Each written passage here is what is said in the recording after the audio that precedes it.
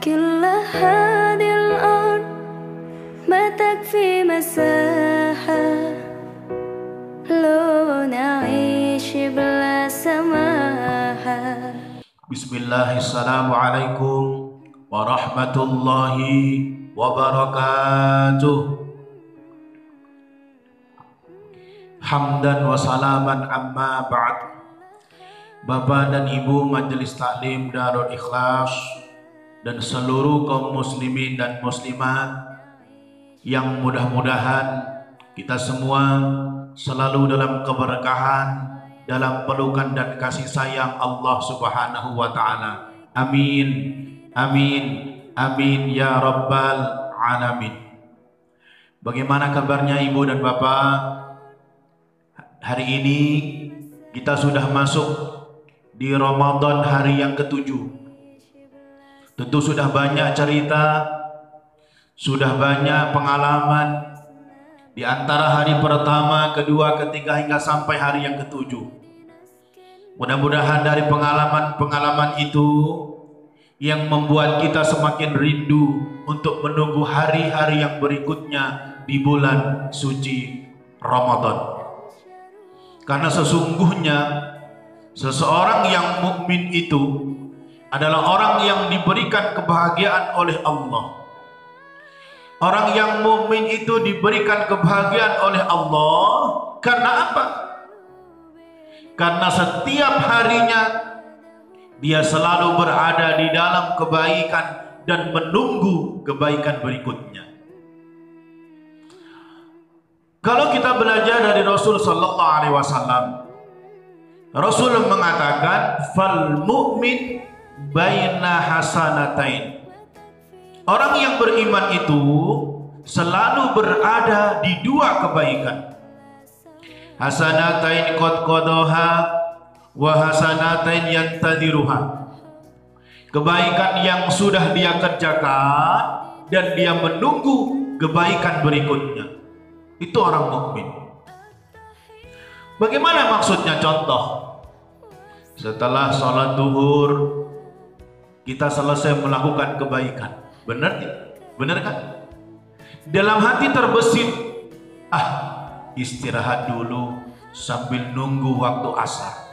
Ayo, bukankah itu niat yang bagus? Setelah melakukan kebaikan dan menunggu kebaikan berikutnya. Setelah sholat asar selesai, kemudian dalam hati, nonton TV dulu sambil nunggu waktu maghrib untuk berbuka. Artinya apa? Setiap langkah kita, setiap harinya kita selalu berada dalam kebaikan dan menunggu untuk melakukan kebaikan berikutnya. Bahkan mohon maaf, ketika kita habis berbuka, senang ya kan?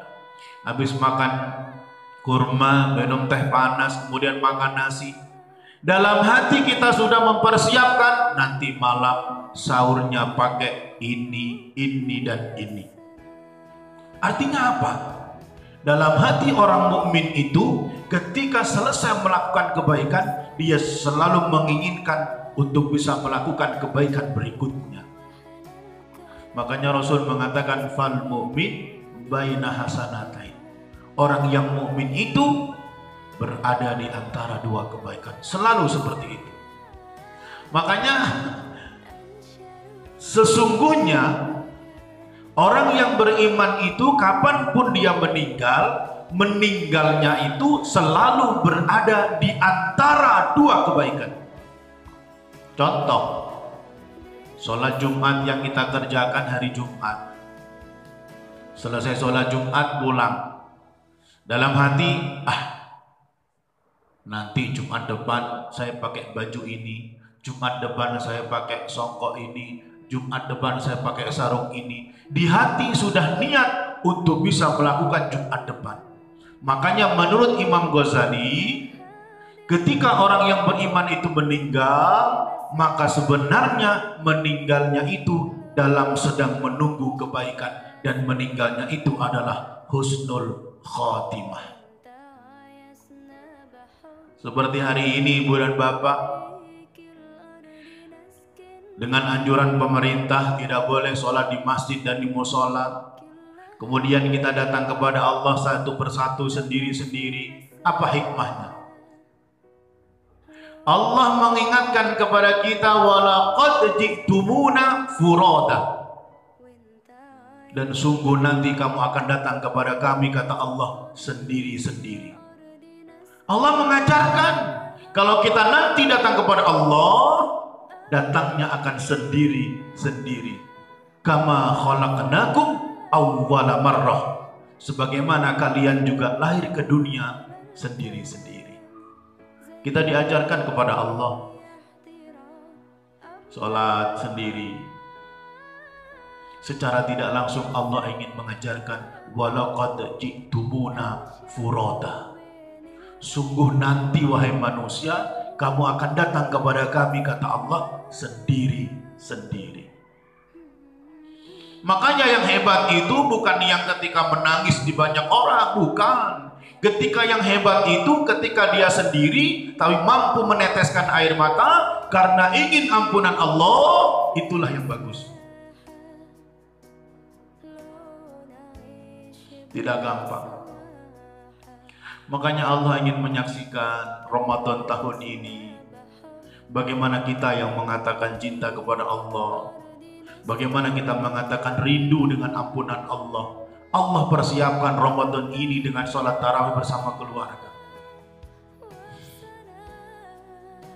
Allah ingin lihat kita kemudian mengangkat tangan, diaminkan anak dan istri. Kita menangis meminta ampunan Allah, istri dan anak mengaminkan doa-doa kita. Itulah yang terindah dalam hidup ini. Itulah yang terindah dalam hidup ini. Hikmah yang kedua,